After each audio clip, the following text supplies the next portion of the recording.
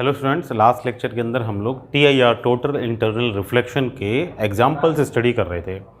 ठीक है, उन एग्जाम्पल्स के अंदर अपन ने मिराज के बारे में एक स्टडी किया था कि भाई TIR का जो एग्जाम्पल है वो मिराज है, मिराज एट हॉट प्लेसेस, है ना। अब वहाँ अपन ने देखा था कि कोई भी ऑब्जेक्ट जो हॉट प्लेसेस पे है वो अगर ऊपर हाइट पे है तो वो अपन को ग्राउंड पे दिखता है और वो अपन को वाटर जैसा एपियर होता है, फील होता है, तो उसको अपन हॉट प्लेसेस का मिराज बोलते हैं, है ना। जैसा मिराज हॉट प्लेसेस पे बनता है ऐसे ही मिराज कोल्ड प्लेसेस पे भी बनता है। ठीक है, तो मिराज कोल्ड प्लेसेस पे कैसे बनेगा, देखो, मिराज एट कोल्ड प्लेसेस। देखो, लेट्स यहाँ पे कोई एक कोल्ड प्लेस है ना। लेट यहाँ पे कोई कोल्ड प्लेस है, ये कोल्ड प्लेस है, लेट कोई ये वाटर बॉडी है ना, और कोल्ड वाटर बॉडी है। ठीक है, ये कोई कोल्ड वाटर बॉडी है। ठीक है, जैसे आर्कटिक में, अंटार्कटिक के आसपास कोल्ड वाटर बॉडीज़ हैं। ठीक है, आइसी वाटर है उनके अंदर, तो ऐसी एक कोल्ड वाटर बॉडी अपने पास है। ये जो कोल्ड वाटर बॉडी है ये इसका बैंक हो गया, यहाँ से खड़ा होकर कोई इसके अंदर देखता है। ठीक है, लेट इस कोल्ड वाटर बॉडी में ये कोई अपनी शिप है, छोटी सी, है ना, ये कोई छोटी शिप है।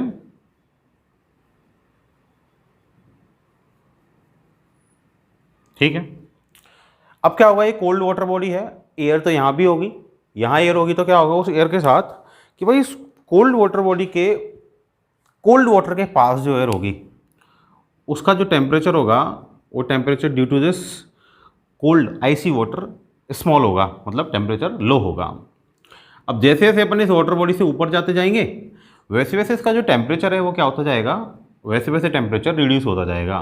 दैट मीन्स जैसे जैसे नीचे से अपन ऊपर जा रहे हैं, हाइट अपनी इंक्रीज हो रही है, वैसे वैसे टेम्परेचर क्या हो रहा है, वो भी इंक्रीज हो रहा है। ठीक है, जैसे जैसे हाइट इंक्रीज होगी वैसे वैसे टेम्परेचर भी इंक्रीज होगा।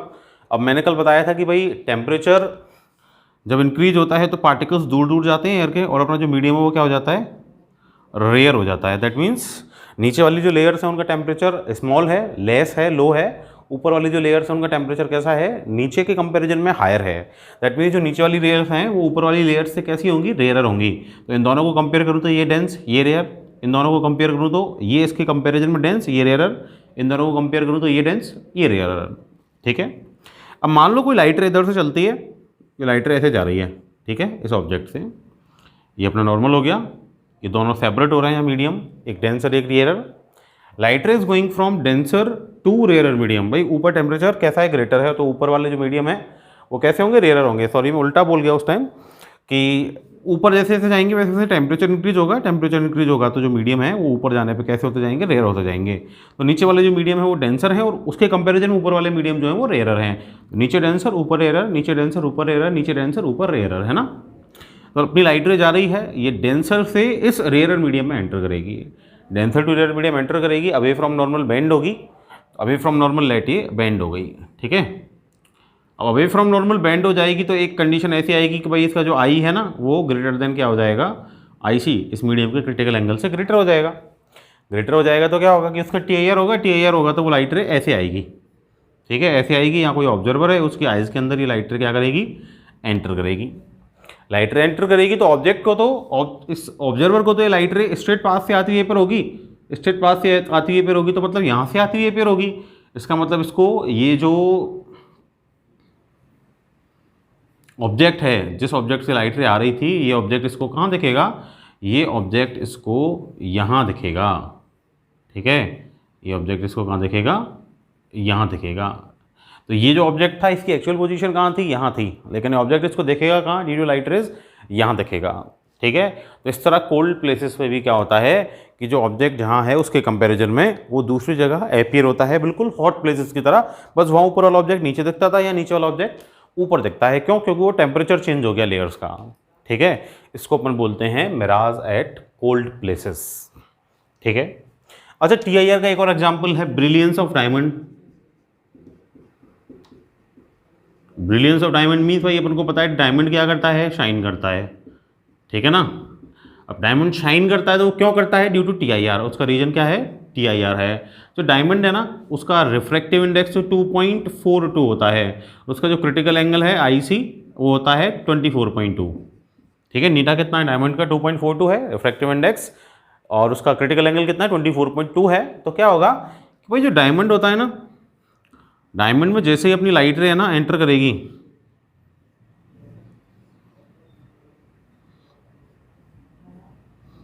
जैसे ही अपनी लाइट रे एंटर करेगी तो क्या होगा कि भाई ये लाइट रे एंटर कर गई, अब उसका क्रिटिकल एंगल कितना है 24.2, एंटर कर गई तो रेयर टू डेंसर मीडियम एक बार घुस गई है ना। अब क्या होगा, जब बाहर निकलेगी ना, वो बाहर निकलने की कोशिश करेगी किसी दूसरे एंड से बाहर निकलने की कोशिश करेगी, तो वो क्या होगी कि अंदर उसका जो IC है ना, वो एंगल ऑफ इंसिडेंस क्या होगा, ग्रेटर देन IC होगा। एंगल ऑफ इंसिडेंस तो क्या हो जाएगा, ग्रेटर देन IC हो जाएगा। तो ग्रेटर देन IC हो जाएगा तो भाई उसकी कटिंग करते हैं ना अपन, कटिंग इसीलिए करते हैं डायमंड की, क्यों, क्योंकि उसके कट्स इस तरह बनाए जाते हैं कि भाई हर लेयर के लिए उसका जो IC है ना, क्रिटिकल एंगल, उसका जो एंगल ऑफ इंसिडेंस है ना I, वो हमेशा कैसा रहे, greater than critical angle IC रहे। इसीलिए शाइन करता है ना भाई, डायमंड की जो शाइन करता है उसकी शाइनिंग उसकी पॉलिशिंग और उसकी कटिंग पे भी डिपेंड करती है। ठीक है, तो उसकी कटिंग इसी तरह की जाती है कि उसका एंगल ऑफ इंसिडेंस क्या रहे, greater than IC, critical angle से ग्रेटर रहे। तो ग्रेटर देन क्रिटिकल एंगल रहेगा तो क्या होगा कि वो लाइट रे डेंसर टू रेयर मीडियम बाहर ही नहीं निकल पाएगी, डायमंड से लाइट रे बाहर नहीं आएगी, तो वो क्या होगी, उसी डायमंड के अंदर बार बार उसका ऐसे TIR होता रहेगा। तो बार बार उसी डायमंड के अंदर उसका TIR होता रहेगा ना, तो वो लाइट रे उसी के अंदर घूमती रहेगी, और लाइट रे उसी के अंदर घूमती रहेगी तो क्या होगा कि ड्यू टू दैट लाइट रे अपन को वो जो डायमंड है ना वो कैसा दिखेगा, शाइन करता हुआ लगेगा। तो डायमंड की शाइनिंग का जो रीजन है ना, ब्रिलियंस का जो रीजन है वो क्या है, TIR, टोटल इंटरनल रिफ्लेक्शन है। ठीक है भाई। अच्छा, इसके अलावा एक और एग्जाम्पल है ऑप्टिकल फाइबर। ऑप्टिकल फाइबर का बड़ा यूज़ है आजकल कम्युनिकेशन में, मॉडर्न कम्युनिकेशन में। मॉडर्न कम्युनिकेशन मतलब इन्फॉर्मेशन एक जगह से दूसरी जगह सेंड करने में ऑप्टिकल फाइबर का यूज़ करते हैं आजकल अपन, है ना। आप जो ये 4G नेट चला रहे हो ना आजकल, ये भी ऑप्टिकल फाइबर की वजह से चला पा रहे हो। ठीक है, इसका बड़ा रोल है उसमें। ठीक, ऑप्टिकल फाइबर क्या है, ये एक्चुअली में क्या एक मीडियम है, ये क्या करता है, इन्फॉर्मेशन एक्सचेंज करता है, इन्फॉर्मेशन को एक जगह से दूसरी जगह पहुंचाता है। जैसे वायर होता है ना, सिंपल कॉपर का वायर है ना, उसमें करंट एक जगह से दूसरी जगह जाता है, ऐसी ऑप्टिकल फाइबर भी क्या करता है कि इन्फॉर्मेशन को एक जगह से दूसरी जगह लेके जाता है, डेटा को एक जगह से दूसरी जगह लेके जाता है। ठीक है, ये जो डेटा को लेके जाता है भाई, अपना जो वायर है वो तो करंट की फॉर्म में लेके जाता है इन्फॉर्मेशन, और ये किसकी फॉर्म में लेके जाता है, लाइट की फॉर्म में लेके जाता है। तो लाइट की फॉर्म में लेके जाता है तो लाइट की वेलोसिटी कितनी है, स्पीड ऑफ लाइट 3 × 10⁸ मीटर पर सेकेंड। इसका मतलब ये अपना जो डेटा है, इन्फॉर्मेशन है, उसको किस रेट से, किस वेलोसिटी से ट्रैवल करवा सकता है, 3 × 10⁸ मीटर पर सेकंड की वेलोसिटी से ट्रैवल करवा सकता है। इसीलिए ऑप्टिकल फाइबर के अंदर इन्फॉर्मेशन का जो एक्सचेंज है वो वेरी फास्ट होता है। इसीलिए ऑप्टिकल फाइबर के थ्रू जो कम्युनिकेशन है वो भी कैसा है, वेरी फास्ट है। ऑप्टिकल फाइबर एक्चुअली में TIR के प्रिंसिपल पे वर्क करता है। ठीक है, कैसे वर्क करता है, जो अपना ऑप्टिकल फाइबर है उसके अंदर 3 उसके मेन पार्ट्स होते हैं। ठीक है, मेन कंपोनेंट्स बोल सकता हूं मैं, कौन कौन से हैं देखो। उसके जो 3 पार्ट्स हैं, वन इज जो आउटर पार्ट है वो तो होता है जैकेट। ठीक है, उसके अंदर होता है क्लैडिंग, और सबसे अंदर होता है कोर। ये इंटरनल पार्ट, ये अपना सबसे बाहर वाला पार्ट, ऐसे होता है देखो। ये सेकंड पोर्शन,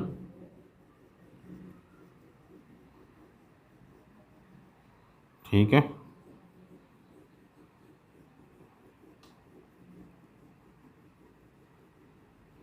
ये सेकंड पोर्शन हो गया। अब इसमें क्या होगा कि भाई जो ऊपर वाला पोर्शन है ना, ये सबसे ऊपर वाला पोर्शन तो क्या है, जैकेट बोलते हैं इसको। ये तो क्या है, इसका कोई रोल कम्युनिकेशन में नहीं है, ये क्या करता है, इसको सेफ रखता है। ठीक है, तो इसमें क्या आ सकते हैं, आयरन के वायर आ सकते हैं इसके ऊपर, मतलब एक तरीके से कवर कर दिया वन ने इसको, अपनी केबल को। ठीक है, और कॉटन से कवर कर सकते हैं। ठीक है, तो स्ट्रॉन्ग रखने के लिए अपन किसी भी चीज़ से इसको क्या कर सकते हैं, कवर कर सकते हैं।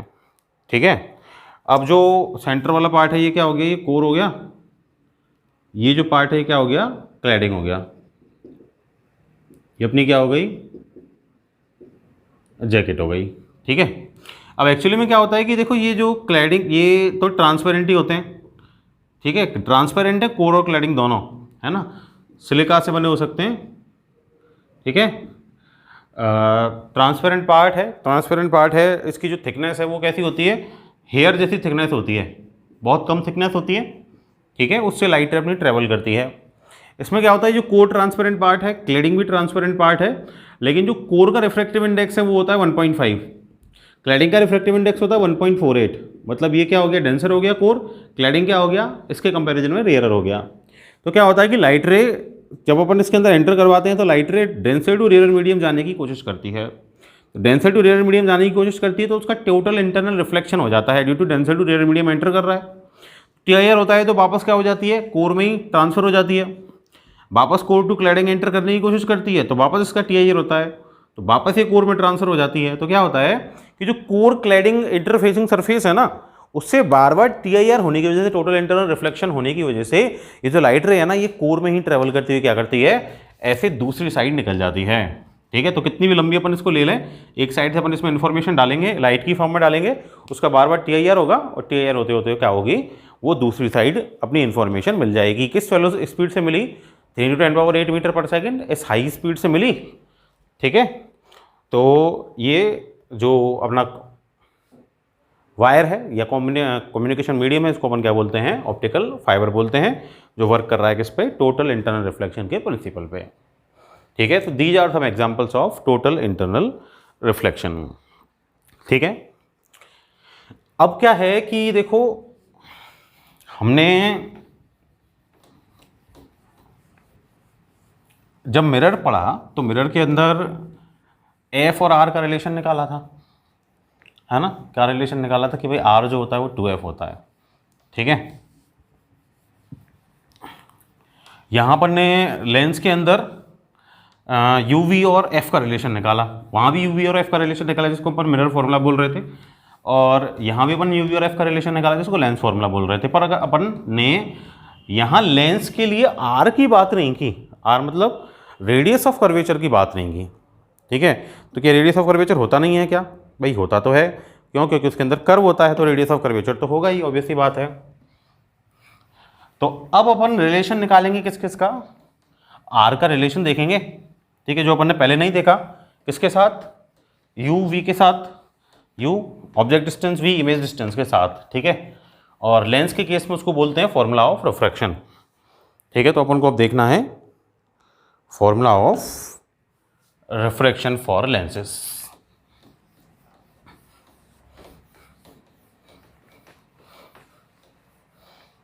ठीक है। तो अपना नेक्स्ट टॉपिक है फॉर्मूला ऑफ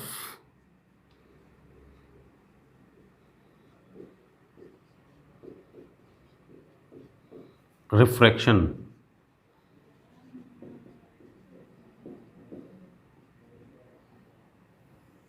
ठीक है। फॉर्मूला ऑफ रिफ्रैक्शन क्या है, यू का, वी का, नीटा का और आर का रिलेशन है, ठीक है। अब आर आएगी कैसे किसी भी लेंस के अंदर, मान लो ये एक लेंस है, इसमें दो कर्व होंगे, ठीक है, one will be this, other will be this, ठीक है। तो there will be two radius of curvature, there will be two centre of curvature, भाई ये एक स्फेरिकल पार्ट ये रहा, एक स्फेरिकल पार्ट और ये रहा, ये इस स्फीयर का पार्ट होगा, ये इस स्फीयर का पार्ट होगा, ठीक है। तो ये क्या हो गया, इधर एक रेडियस ऑफ कर्वेचर इधर हो गई, है ना, एक सेंटर ऑफ कर्वेचर हो गया C1, ये सेकंड सेंटर ऑफ कर्वेचर हो गया, एक अपनी रेडियस ऑफ कर्वेचर ये हो गई और एक अपनी रेडियस ऑफ कर्वेचर ये हो गई, ठीक है। अब इसमें से एक्चुअली में क्या होता है कि भाई दो रेडियस ऑफ कर्वेचर हो गई, एक R1 एक R2, तो R1 किसको बोलते हैं, R2 किसको बोलते हैं, एक्चुअली में क्या अपन इधर से आते हैं लाइट रे लेके, तो जो लेयर अपन को पहले मिलेगी, जो सरफेस पहले मिलेगा अपन को लेंस का, कौन मिला, ये, ठीक है। तो इसकी रेडियस ऑफ कर्वेचर को तो अपन R1 बोलते हैं, और जो बाद में मिला, ये बाद में मिला, तो इसके रेडियस ऑफ कर्वेचर को अपन क्या बोलते हैं, R2 बोलते हैं, ठीक है। तो जो पहले मिलेगा उसका रेडियस ऑफ कर्वेचर R1, जो बाद में मिलेगा उसका रेडियस ऑफ कर्वेचर R2, ठीक है। तो रेडियस ऑफ कर्वेचर होता वही है, centre of curvature, radius of curvature की डेफिनेशन वही है जो मिरर में करी, कि भाई अपन को स्फेरिकल मिरर, जिस स्फीयर का पार्ट एपियर हो रहा है, जिस इमेजिनरी स्फीयर का पार्ट एपियर हो रहा है, उसका सेंटर तो क्या हो जाएगा, सेंटर ऑफ कर्वेचर हो जाएगा, और उसकी जो रेडियस होगी वो क्या हो जाएगी, उसकी रेडियस ऑफ कर्वेचर हो जाएगी, ठीक है। तो यही रेडियस ऑफ कर्वेचर आर का रिलेशन मुझे फाइंड करना है किसके साथ, यू, वी और नीटा के साथ, जिसको अपन क्या बोलते हैं, फॉर्मूला ऑफ रिफ्रैक्शन बोलते हैं, ठीक है, तो अपना नेक्स्ट टॉपिक क्या है, formula of refraction for concave spherical surface, for concave spherical surface, दोनों के लिए फाइंड करेंगे, कॉनकेव के लिए फाइंड करेंगे, कॉन्वेक्स के लिए भी फाइंड करेंगे। ठीक है, तो पहले कॉनकेव के लिए फाइंड कर लेते हैं। ठीक, लाइट मेरे पास एक सरफेस है, कॉनकेव सरफेस है ये रही। ठीक है,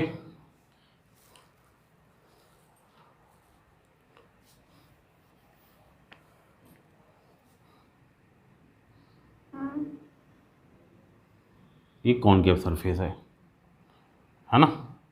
अच्छा, ग्लास की बनी हुई हो सकती है, एक साइड से कॉनकेव है, सेकंड साइड तो ये इनफाइनाइट तक जा रही है। ठीक है,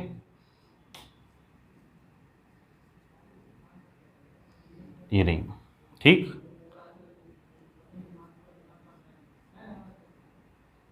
सेकंड साइड ही कहाँ तक जा रही है, इनफाइनाइट तक। ठीक है, अब क्या हो रहा है कि भाई लेट ये इसका प्रिंसिपल एक्सिस हो गया सेंटर पे, सेंटर वाली लाइन हो गई। ठीक है, जिसके रेस्पेक्ट में अपन हाइट्स लेंगे। ठीक है, ये इसका प्रिंसिपल एक्सिस हो गया, यहाँ से पास हो रहा है। ठीक है, अब क्या होगा कि लेट ही मेरा क्या है, एक स्फेरिकल कॉनकेव सरफेस है, ये कॉनकेव हो गया। ठीक है ना, दूसरी साइड कहाँ तक है, इनफाइनाइट तक है। ठीक है, लेट इस स्फेरिकल कॉनकेव सरफेस, अच्छा यहाँ एयर मीडियम है, यहाँ ये ग्लास होगा, जिस भी मीडियम से अपना सरफेस बना हुआ है। तो लेट यहाँ का रिफ्रैक्टिव इंडेक्स तो n1, यहाँ का n2, तो नीटा होगा, नीटा विल बी n2 पर n1। ठीक है, ये होगा रिलेटिव रिफ्रैक्टिव इंडेक्स। लेट यहाँ कोई ऑब्जेक्ट है अपना, ये ऑब्जेक्ट रखा हुआ है, ऑब्जेक्ट हो, पॉइंट ऑब्जेक्ट है। ठीक है, इस पॉइंट ऑब्जेक्ट से एक लाइट रे इस कॉनकेव स्फेरिकल सरफेस पे इंसिडेंट होती है। ठीक है, एक अपने पास क्या है, एक लाइट रे है, वो ऑब्जेक्ट से निकली, ऑब्जेक्ट ओ से निकली, और कहाँ जाके इंसिडेंट हो रही है, ये सीधा इस कॉनकेव स्फेरिकल सरफेस पे जाके इंसिडेंट हो रही है। ठीक है, लाइट रे निकल के यहाँ इंसिडेंट हो रही है। ठीक है, अच्छा इसको जाना कहाँ चाहिए था, जाना चाहिए था ऐसे सीधे, ऐसे जाना चाहिए था, ये इसका एक्चुअल पाथ हो गया। ठीक है, ये ऐसे जाना चाहिए था इसको ओ, और ये हो गया लेट ए। ठीक है, अब क्या होगा कि भाई ये तो लाइट एक मीडियम से दूसरी मीडियम में गई है, इसका क्या होगा, रिफ्रैक्शन होगा, डेविएशन होगा एक्चुअल पाथ से। अब एक्चुअल पाथ से डेविएशन होगा, तो लाइट रे जा रही है रेडियल टू डेंसर मीडियम, तो लाइट रे जब भी रेडियल टू डेंसर मीडियम जाती है तो क्या होता है, वो टुवर्ड्स नॉर्मल बेंड होती है। तो नॉर्मल तो ड्रॉ ही करना पड़ेगा अपन को, तो नॉर्मल ड्रॉ करने के लिए नॉर्मल तो कहाँ से पास होगा, सेंटर ऑफ कर्वेचर से। तो सी सेंटर ऑफ कर्वेचर मैंने यहाँ मिला दिया, सेंटर ऑफ कर्वेचर ड्रॉ कर दो, ये अपना सेंटर ऑफ कर्वेचर ये मैंने ड्रॉ कर दिया। ठीक है भाई, ये सेंटर ऑफ कर्वेचर हो गया मेरा। अब ये लाइट रे जा रही है ये, अच्छा ये normal which is centre of curvature. अब अपन को पता है नॉर्मल के साथ जो एंगल होता है ना, नॉर्मल के साथ एंगल किसका, इंसिडेंस रे का, ये angle, this angle is called angle of incidence. ठीक है, इस एंगल को अपन क्या बोल सकते हैं, angle I, angle of incidence. ठीक है, अब क्या होगा कि भाई ये जो लाइट रे है, ये लाइट रे, दिस लाइट रे विल बेंड टुवर्ड्स नॉर्मल, तो ये ऐसे सीधे जाने की जगह ऐसे नॉर्मल की साइड बेंड हो जाएगी। तो नॉर्मल की साइड ऐसे बेंड हो गई, लाइट यहाँ बेंड हो गई है। ठीक है, यहाँ बेंड हो गई। ठीक है, तो ऐसे जा रही है, ऐसे सीधे जाने की जगह टुवर्ड्स नॉर्मल ऐसे बेंड हो गई है। ठीक है, इस डायरेक्शन में ये चली जाएगी। अच्छा ये पॉइंट मैंने लिया था क्या, ए लिया था, है ना, याद रखना इसको। ये पॉइंट ये वाला जो है, ये पॉइंट क्या है, ये ए पॉइंट है, ये लाइट पॉइंट पी है। ठीक है, लेट इस पॉइंट ऑब्जेक्ट से एक और लाइट रे निकली और वो सीधे पॉइंट पी पे इंसिडेंट हुई, सेंटर पे जा रही है, ऑप्टिकल सेंटर पे, दो विदाउट एनी रिफ्रैक्शन सीधे निकल जाएगी। तो ये लाइट रे ओपी डायरेक्शन में कैसे चली गई, सीधी चली गई। ठीक है, ओपी डायरेक्शन में जब ये सीधी चली गई लाइट रे, तो एक लाइट रे ऐसे जा रही है, ये वाली ये रही, तो आगे जाके दोनों ज्वाइन तो नहीं करेंगे, तो आगे जाके तो कोई इमेज बनने की पॉसिबिलिटी है ही नहीं। ठीक है, तो रियल इमेज तो बनेगी नहीं, तो वर्चुअल इमेज बन सकती है। तो वर्चुअल इमेज कैसे बन सकती है कि ये जो लाइट रे है ना, ये लाइट रे, इसको पीछे बैक साइड में मैं क्या करूँ, ये एक्सटेंड करूँ, और ये जब मैं एक्सटेंड करूँगा तो क्या होगा कि ये वाली जो लाइट रे है ना, ये इधर से, ये तो ए था, ये लाइट ये बी, तो ये ए बी लाइट रे पीछे जाके ये ओ पी को यहाँ इंटरसेक्ट करेगी या इंटरसेक्ट करती हुई अपीयर होगी, ठीक है, इंटरसेक्ट करती हुई अपीयर होगी, तो यहाँ पे इमेज फॉर्मेशन हो जाएगा, लेकिन इमेज जो है वो वर्चुअल होगी, ठीक है भाई। जहाँ इंटरसेक्ट करती हुई अपीयर होती है वहाँ वर्चुअल इमेज बनती है, जहाँ एक्चुअल में इंटरसेक्ट होती है वहाँ रियल इमेज बनती है, ठीक है। अब क्या होगा कि भाई ये जो था ये अपना ये ऐसे था ना, अब ये जो अपना एंगल था ये एंगल आई था, कंप्लीट इंसिडेंस रे का एंगल, ये भाई ये इंसिडेंट रे और ये नॉर्मल का साथ एंगल ये आई, ठीक है, ये आई, ठीक है। अब क्या होगा कि ये रिफ्रैक्टेड रे है ये वाली, इसका एंगल नॉर्मल के साथ एंगल ऑफ रिफ्रैक्शन आर, ठीक है। इसके जस्ट ऑपोजिट वाला एंगल ये भी क्या हो जाएगा, angle of refraction R, opposite angle है भाई, सीधा सीधा, ठीक है। लेट ये ऑब्जेक्ट का एंगल अल्फा लेट कर लेता हूँ, ये इमेज का एंगल बीटा लेट कर लेता हूँ, ये सेंटर ऑफ कर्वेचर इसका एंगल मैं गामा लेट कर लेता हूँ, लेट कर लिए तो मैंने, ठीक है, कि ये एंगल लाइट रेस बना रही है यहाँ से। अब क्या होगा कि भाई मुझे ये तो ऑब्जेक्ट का डिस्टेंस u, ठीक है, इमेज का डिस्टेंस v और सेंटर ऑफ कर्वेचर का डिस्टेंस जो है वो r, रेडियस ऑफ कर्वेचर, इन्हीं का रिलेशन मुझे चाहिए और नीटा का और चाहिए साथ में, ठीक है। अब वो तो मुझे पता है डिस्टेंस रिलेशन चाहिए मुझे, तो मुझे क्या चाहिए, एक राइट ट्रायंगल चाहिए, तो राइट ट्रायंगल बनाना पड़ेगा। तो राइट ट्रायंगल बनाने के लिए मैंने क्या किया, यहाँ से एक नॉर्मल इस पर डाल दिया मैंने, ठीक है, ये ए एन ये नॉर्मल मैंने इसके ऊपर डाल दिया। बाद में तो क्या है अपन कि भाई स्मॉल अपर्चर के लिए एन और पी को कोइंसाइड करवा लेंगे, तो ये सी एन सी पी हो जाएगा, I N will be almost equal to I P N, C N will be O N will be almost equal to O P. तो वो तो अपन बाद में एन और पी को कोइंसाइड मान लेंगे, अगर स्मॉल अपर्चर के लिए अपन इसको लेंगे तो, ठीक है, तो उससे बाद में कोई फर्क नहीं पड़ेगा, वो अपना ए पी या ए एन ऑलमोस्ट एक ही लाइन हो जाएगी, ठीक है, परपेंडिकुलर लाइन। तो देखो मुझे नीटा के साथ रिलेशन चाहिए, रिफ्रैक्टिव इंडेक्स के साथ रिलेशन चाहिए, फॉर्मूला ऑफ रिफ्रैक्शन में फाइंड कर रहा हूँ, तो रिफ्रैक्शन का लॉ लगाना पड़ेगा, और रिफ्लेक्शन का सेकेंड लॉ है स्नेल लॉ। क्या कहता है स्नेल लॉ? स्नेल लॉ ये कहता है कि भाई साइन आई और साइन आर का जो रेशियो है ना वो क्या होता है, कांस्टेंट होता है, और उसको क्या बोलते हैं अपन, नीटा बोलते हैं। यही होता है Snell law, angle of incidence का साइन और एंगल ऑफ रिफ्रैक्शन का साइन, उसका रेशियो कांस्टेंट नीटा। दैट मीन्स उसको ऐसे लिख सकता हूँ मैं, sine I upon sine R, नीटा इज n2 अपन n1, ठीक है, ये होगा। अब मान लो ये एंगल वेरी स्मॉल है, पैरेक्सियल रे हैं, if I R and R are very small, tends to zero, tends to zero means ये क्या है, ये वेरी स्मॉल हैं, ठीक है। वेरी स्मॉल है तो क्या होगा कि भाई आई और आर टेंस टू जीरो के लिए अपन जानते हैं कि भाई साइन आई होता है आई, भाई आई और R theta tends to zero के लिए साइन थीटा इज थीटा, बताया था पहले, कॉस थीटा 1 होता है, टेन थीटा भी थीटा होता है, ठीक है। तो sine I will be I and sine R will be R. तो अपना जो इक्वेशन है वो क्या बन जाएगा, I upon R equal to n2 upon n1, that means ये हो जाएगा n1 आई इक्वल टू हो जाएगा n2 आर, ठीक है, ये हो जाएगी अपनी इक्वेशन नंबर 1, ठीक है। अब क्या होगा कि रिलेशन मैंने निकाल लिया, अब यहाँ मुझे नीटा तो देखो आ गया, अब मुझे डिस्टेंसेस यू वी आर लेके आने हैं, तो यू वी आर लेके आने हैं तो आई और आर की जगह ही आएंगे डिस्टेंसेस। अच्छा, आई और आर का रिलेशन मैं अल्फा बीटा गामा के साथ निकाल सकता हूँ, क्या रिलेशन है देखना, कुछ रिलेशन अपन को दिख रहा है क्या, देखो ओ सी ए, अगर ये ट्राइंगल, इस ट्राइंगल की मैं बात करूँ, इस ट्राइंगल में देखो अल्फा इंटरनल एंगल है, ये इधर ये आई ये इंटरनल एंगल है, और गामा इसका एक्सटर्नल एंगल है। कौन सी की बात कर रहा हूँ मैं, ओ सी और ए, इस ट्राइंगल की, इसमें ये अल्फा है इंटरनल एंगल, ये आई है ये इंटरनल एंगल, और इसका ये एक्सटर्नल एंगल, इसके आर्म पे ये गामा। तो 10th क्लास में थ्योरम हमने पढ़ी थी कि sum of internal angle is equal to the external angle, that means internal angle का सम अल्फा और आई का सम किसके इक्वल होगा, एक्सटर्नल एंगल, एक्सटर्नल एंगल क्या है, गामा के इक्वल होगा। दैट मीन्स जो आई है that will be gamma minus का अल्फा, इक्वेशन नंबर 2 ये होगा, ठीक है भाई। ऐसे ही देखो एक और ट्राइंगल है आई सी ए छोटा वाला, इसमें बीटा इंटरनल एंगल और ये आर इंटरनल एंगल, और एक्सटर्नल एंगल क्या है इसका, gamma. That means beta plus R equal to gamma. That means R equal to क्या हो जाएगा, गामा माइनस का बीटा। इक्वेशन कौन सी हो गई, थर्ड। अगर ये पुट कर दूं आई और आर की जगह पे इक्वेशन 1 में, तो फ्रॉम इक्वेशन 1 क्या हो जाएगा ये, N1 I is gamma minus alpha equal to N2 R is gamma minus का बीटा।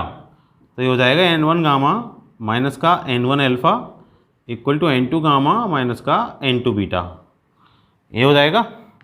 दैट मीन्स ये क्या हो जाएगा, ये N2 इधर ले आऊँ मैं इसको, N2 बीटा माइनस का N1 alpha equal to N2 gamma minus का N1 गामा। तो ये हो जाएगा N2 बीटा माइनस का N1 alpha equal to gamma common ले लो और N2 माइनस N1 हो जाएगा।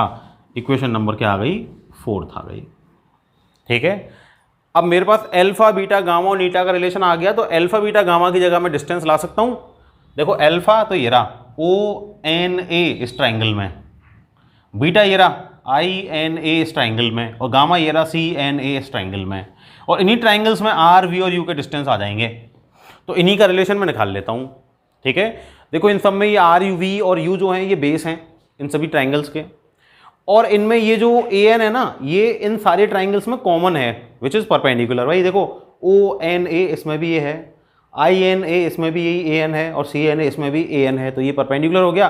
बाकी बेस है, परपेंडिकुलर बेस का रिलेशन क्या होता है, tan थीटा, तो वो यूज़ कर लेता हूँ मैं। तो अगर मैं वो यूज़ करूँ तो ट्राइंगल कौन कौन सा लेना है मुझे, फर्स्ट ले लेता हूँ ONA। In triangle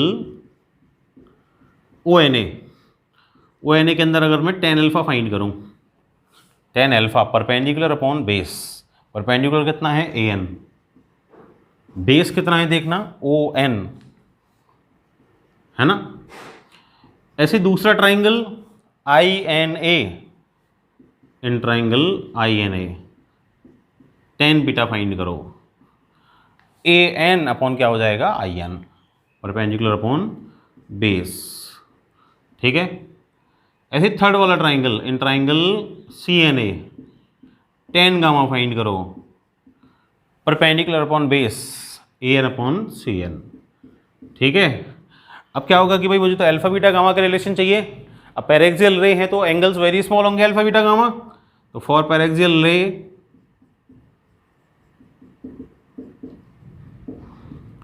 alpha beta gamma tends to 0, very small, और जब alpha beta gamma tends to 0 होते हैं तो alpha tan beta tan gamma is equal to alpha beta gamma. बताया था अभी भी कि जब थीटा टेंस टू 0 होता है तो tan थीटा क्या होता है, थीटा होता है। सो अल्फा की जो वैल्यू है वो क्या हो जाएगी, alpha will be AN upon ON। ठीक है, beta will be AN upon IN and gamma will be AN upon CN। ये हो जाएगा, तीनों एंगल्स मेरे पास ये आ जाएंगे। अब देखो क्या है कि मैंने पैरेक्सियल रे तो ले ही ली। अब लेट ये अपना जो अपर्चर है ना वो वेरी स्मॉल है, स्मॉल एरिया वाला कॉनकेव मैंने स्फेरिकल सरफेस लिया है, तो ये छोटा होगा तो ये N और P डिस्टेंस तो वेरी स्मॉल होगा, तो N और P ऑलमोस्ट कोइंसाइड करेंगे। ठीक है, if aperture is very small,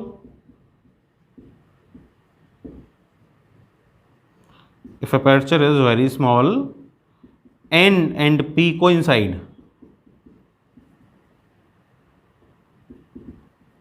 अब कोइंसाइड करेंगे तो क्या होगा, वो ऑलमोस्ट एक ही पॉइंट हो जाएंगे, तो N और P एक ही पॉइंट हो गए तो CNCP, CNCP हो जाएगा तो ONOP हो जाएगा, INIP हो जाएगा। तो अल्फा क्या हो जाएगा, alpha will be AN upon OP। ठीक है, beta will be AN upon IP and gamma will be AN upon CP। ठीक है भाई, अब अगर मेरे पास ये आ गए अल्फा बीटा गामा की वैल्यूज आ गई, इक्वेशन 4 में पुट कर सकता हूं। तो इक्वेशन 4 में अगर मैं पुट करूं, पुटिंग इन इक्वेशन 4 क्या आ जाएगा, N2 beta, beta is AN upon IP। ठीक है, माइनस का N1 alpha, alpha is AN upon OP equal to gamma is an upon C P, और क्या आ जाएगा n2 माइनस n1 आ जाएगा। ठीक है, an तो कैंसिल आउट हो जाएगा दोनों साइड से, this is n2 upon I P minus का n1 upon OP equal to n2 minus n1 upon क्या आ जाएगा, cp आ जाएगा। ठीक है भाई, ip की वैल्यू देखना क्या है, ip, अच्छा ये uvr किधर है, लेफ्ट साइड में, तो साइन कन्वेंशन से सब माइनस हो गए। ठीक है, तो ip इज v माइनस का v, ठीक है, माइनस का n1 अपॉन ओपी कितना है, op इज माइनस u, ठीक है, equal to n2 minus n1 upon cp कितना है, माइनस का r। ठीक है, तो ये हो जाएगा n1 अपॉन u, ये plus minus minus minus plus, minus का n2 upon v equal to n2 minus n1 upon क्या आ जाएगा, माइनस आर आ जाएगा, इसको इधर ले लो, तो n2 अपॉन v माइनस का n1 upon u equal to n2 minus n1 upon r आ जाएगा। प्लस कर दिया, उसको माइनस इधर ले लिया। ठीक है, अब अपन को पता है कि भाई n2 upon n1 is Neeta.